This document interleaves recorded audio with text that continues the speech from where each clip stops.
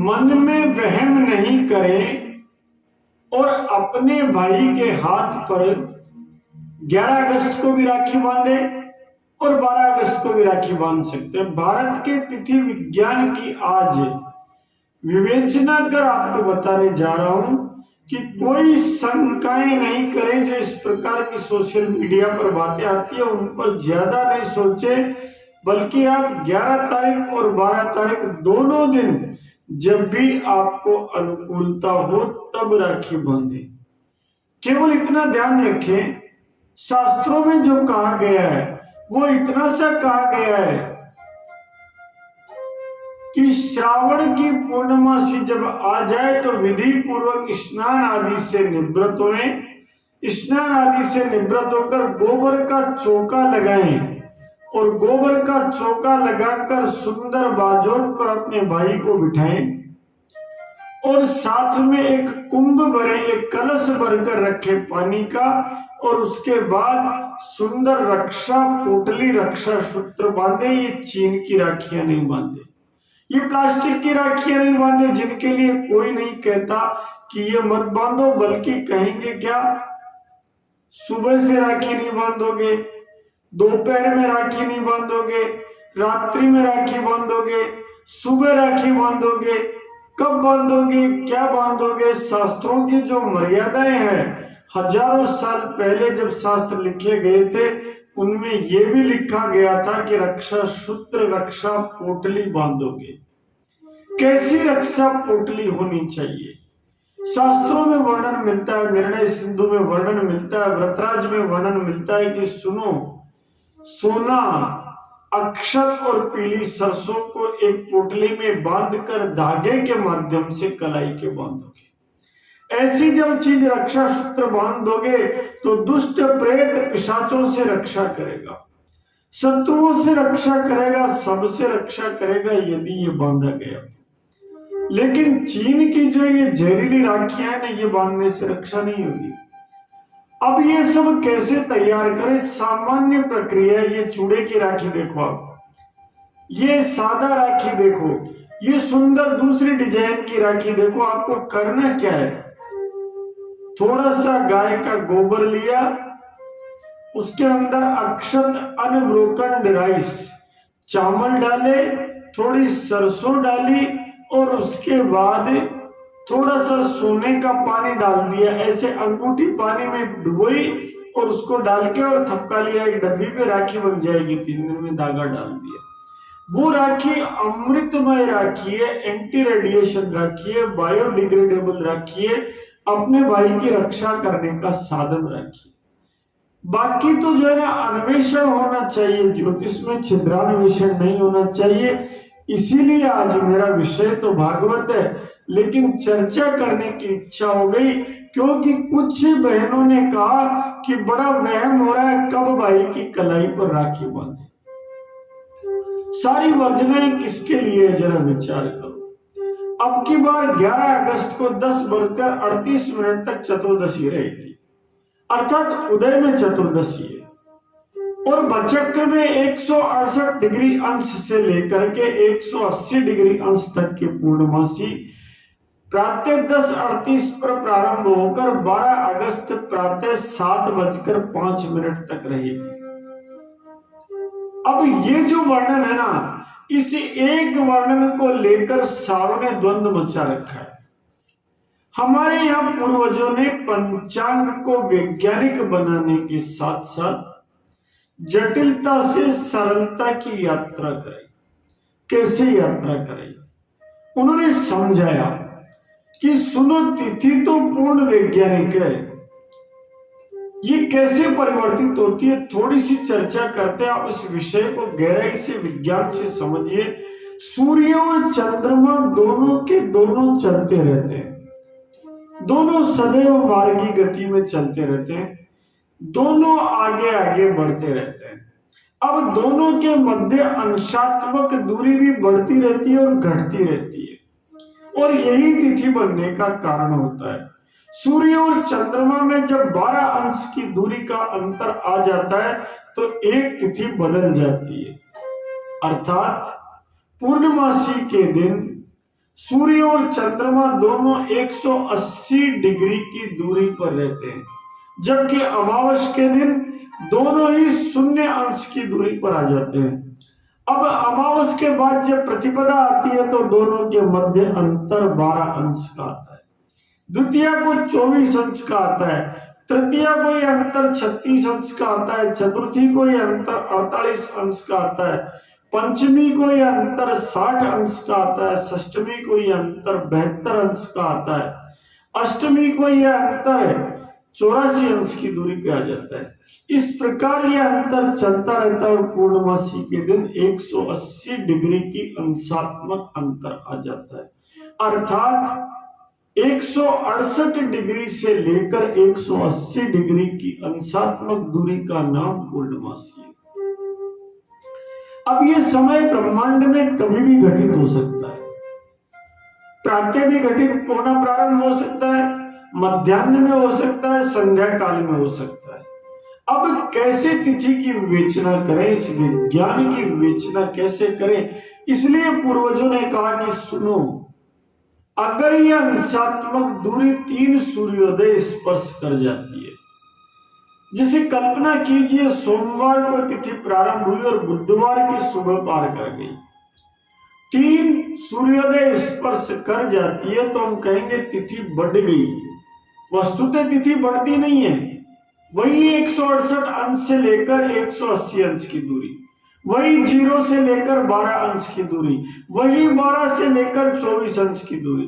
जैसे आज के दिन आ रही है ना, प्रातः 10:38 पर प्रवेश कर रही है, दूसरे दिन 7:15 पर प्रस्थान कर जाएगी। एक सूर्योदय स्पर्श कर रही है, ना बढ़ रही है ना घट रही है। अगर कभी तिथि किसी भी सूर्योदय को स्पर्श नहीं कर पाए, प्रातः 7:15 पर प्रारंभ और दूसरे दिन 4 बजे ही अपनी अगली अंशात्मक दूरी पर गमन कर जाए, तो पूर्वज कहते हैं तिथि घट गई। बड़ा सामान्य, बड़ा सहज रूप से विवेचन है। अब इस इतने से विवेचन की चर्चा विज्ञान सम्मत करने की जगह सब कहते हैं त्योहार 2 तारीख पे आ गया, त्योहार फला दिन मनाओ, त्योहार फला दिन मनाओ, बड़ा द्वंद्व चलता रहता है, जबकि वास्तविकता ये बचक्र में अंशात्मक दूरी का खेल है। अब दूसरा प्रश्न और आता है कि भद्रा का विचार करना चाहिए। भद्रा का विचार शास्त्रों में, निर्णय सिंधु में, धर्म सिंधु में केवल राजा के लिए रक्षा सूत्र बांधते समय किया गया है। कहा गया है सा प्रदोष व्यापिनी भद्रा रहित ग्राह्य भद्रायाम द्वेन कर्तव्य श्रावणी फाल्गुनी तथा। धर्म सिंधु में कहा गया है भद्रायाम द्वेन कर्तव्य, भद्रा के समय 2 कर्तव्य नहीं है, श्रावणी उपाकर्म नहीं कर सकते, होलिका दहन नहीं कर सकते, रक्षा सूत्र नहीं बांध सकते, ऐसा नहीं लिखा है। श्रावणी उपाकर्म का अर्थ है श्रावण मास की पूर्णमासी, श्रवण नक्षत्र युक्त पूर्णमासी के दिन नियमित रूप से वेदाध्ययन बालक प्रारंभ करे, इसको श्रावणी उपाकर्म कहा जाता है। इस श्रावणी उपाकर्म में भद्रा निषिद्ध है, यही तो लिखा हुआ है भद्रायाम द्वेन कर्तव्य, भद्रा में 2 कर्तव्य नहीं है, श्रावणी फाल्गुनी तथा। धर्म सिंधु कहती है, निर्णय सिंधु कहती है, व्रतराज भी यही बात कहती है। सबसे ऑथेंटिक ग्रंथ ये कहते हैं श्रावणी उपाकर्म नहीं कर सकते आप, अर्थात वेदों का अध्ययन प्रारंभ नहीं कर सकते, और इसी प्रकार आप होलिका दहन नहीं कर सकते। राजा के लिए यदि राज्य के अंदर श्रावणी उपाकर्म भद्रा में किया जाए तो श्रावणी नृपति हंती, श्रावणी राजा को मार डालती है। यदि वेदों का अध्ययन श्रावणी उपाकर्म में भद्रा के समय कर लिया जाए तो ये भद्रा का फल बताते हैं। ग्रामम दहती फाल्गुनी, यदि होली मना ली जाए तो गांव जल जाता है, इसलिए व्यक्ति को क्या चाहिए कि इनकी वर्जना करनी चाहिए।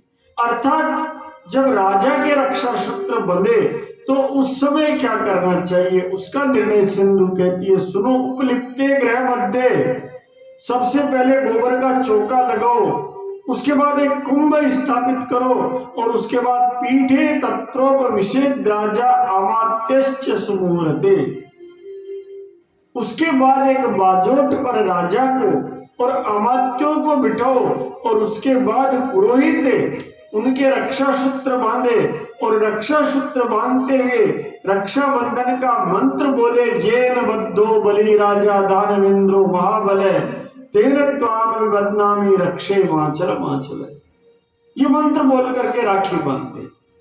बाकी लोग जो आम जन है ना, कोई डाक से राखी भेज रहा है, कोई कभी भेज रहा है, वो कैसे भेजे कब बांधे, अगर उन्हें मर्यादाओं में बांध दिया गया तो प्रत्येक अनुष्ठान जो कहता है वो ये कहता है कि सुनो पंचगव्य का प्रोक्षण करके अनुष्ठान में प्रवेश करना चाहिए। सबसे पहले पंचगव्य का पालन करना चाहिए। आज ये सब चीजें पालन नहीं हो पा रही, लेकिन वहम भी नहीं रहे, क्योंकि शास्त्रों में तो ये लिखा हुआ है, प्रातः काल स्नान करो, अपराह्न व्यापिनी पूर्णिमा लो और आनंद के साथ भाई के राखी बांधो। उदय की तिथि भी ले सकते हो, इसलिए जब अनुकूलता हो डाक से भेजो, मन से भेजो, खुद आकर बांधो, जब अनुकूलता हो राखी बांधो। केवल संभव हो तो जगत जननी गौ माता का गोबर लो और गोबर से लीप दो जमीन को, उसके बाद राखी बांध दो। केवल संभव हो तो रक्षा पोटली बना दो, ये बाजार की राखियां बंद कर दो अगर संभव हो तो। एक रक्षा पोटली, एक कपड़े के अंदर चावल डाल दो, एक कपड़े के अंदर सरसों डाल दो और उस कपड़े की पोटली बनाकर भाई के हाथ पर सोना स्पर्श कराकर बांध दो तो राखी बंध, सारी रक्षा सूत्र की व्यवस्था हो। अगर संभव हो तो गोबर का चौका लगाकर पानी का कलश भर के मिठाई खिलाते हुए राखी बांध दो तो आनंद आ गया। इसलिए शास्त्र बड़े सहज है, शास्त्र कहीं भी कोई ऐसा बंधन नहीं करते जिस प्रकार की आज के समय पर बहुत अधिक चर्चाएं हो रही है। यद्यपि ये विषय नहीं था, फिर भी बोलने की इच्छा इसलिए हुई कि सबको शास्त्र की अनुकूलता, शास्त्र की मर्यादा की पालन आवश्यक है, इसलिए शास्त्र का भी ध्यान रहे और साथ में ये भी रहे कि हमारे उल्लास में कमी नहीं आए, ये गति नहीं आ जाए कि ठीक इतने बजे ही बहन को आना है, क्योंकि रक्षा सूत्र तो बहन नहीं, शास्त्रों में तो यहां तक लिखा हुआ है सब कि पत्नी पति के रक्षा सूत्र है। इसकी जो कहानी आती है श्रावणी उपाकर्म के दिन की, उस दिन की कथा आती है कि धर्मराज युधिष्ठिर ने भगवान कृष्ण से पूछा कि महाराज रक्षाबंधन का क्या इतिहास है। तब कृष्ण भगवान कहते हैं कि सुनो, देवासुर संग्राम चल रहा था, राजा इंद्र को जीत की संभावनाएं नगण्य लगी, तब उन्होंने बृहस्पति भगवान से पूछा कि कैसे युद्ध में विजय प्राप्त की जा सकती है। तब उस दिन श्रावण की चतुर्दशी प्रातः काल में थी, जैसे इस साल है, और उसके बाद पूर्णमासी प्रारंभ हो रही थी। तब इंद्र की पत्नी सची ने कहा कि मैं तुम्हारे रक्षा पोटली बांध देती हूं जिससे तुम्हारी रक्षा होगी, और इंद्र की कलाई पर उसकी पत्नी सची ने एक कपड़ा लिया, कपड़े के अंदर अक्षत लिए, बिना टूटे चावल लिए, सरसों के दाने लिए, एक सोने का तार लिया और वो बांध करके हाथ को सुरक्षित कर दिया इंद्र को। इंद्र युद्ध में गए, विजय प्राप्त हुई। ये इसकी कथा है रक्षाबंधन की। इसलिए सारी शंकाएं मन में से त्याग करके बहनें सानंद अपने भाई की राखी बांधे। बस इतना सा कर ले, भारत का त्योहार है, सनातन संस्कृति का त्योहार है, तिथि वार मेला से तय त्योहार है, पंचांग से तय त्योहार है, किसी चीन से तय त्योहार नहीं है, शत्रु राष्ट्र से तय त्योहार नहीं है। इसलिए प्लास्टिक की राखी नहीं बांधे, क्योंकि किसी भी शास्त्र में प्लास्टिक की राखी नहीं है। रोज राखी बांध दो, रोज रक्षा सूत्र बांध दो, ब्राह्मण बांधते ना प्रत्येक अनुष्ठान पर, रोज बांधो, मोली का धागा बांध दो, सोने का तार बांध दो, चावल और सरसों लेकर बांध दो, वरना सबको ऐसे गोबर के अंदर दबाओ और दबा करके सुंदर सुंदर लक्ष्मी वास राखी, एंटी रेडिएशन राखिए, चूड़े की राखिए, शानदार राखी अपने भाई के बांधो, अपने भावज के बांधो, और उसके बाद सारी शंकाएं छोड़ करके उनकी रक्षा का मार्ग सुनिश्चित करो। साथ ही रिश्ते में स्थायित्व पैदा कर दो कि देखो मैं तुम्हें बांध रही हूं, आज के बाद अचल रहना, अचल रहना, अचल रहना, अचल रहना। ये न बद्दो बलि राजा दानवेंद्रो महाबल तेने त्वाम बदनामी रक्षे माचल माचल। केवल इतना सा ध्यान रखना है। इसी भाव के साथ बोले जगत जननी गौ माता की जय, बोले श्री नंदी भगवान की जय, बोले बछड़ा भगवान की जय, बोले बछड़ी भगवान की जय।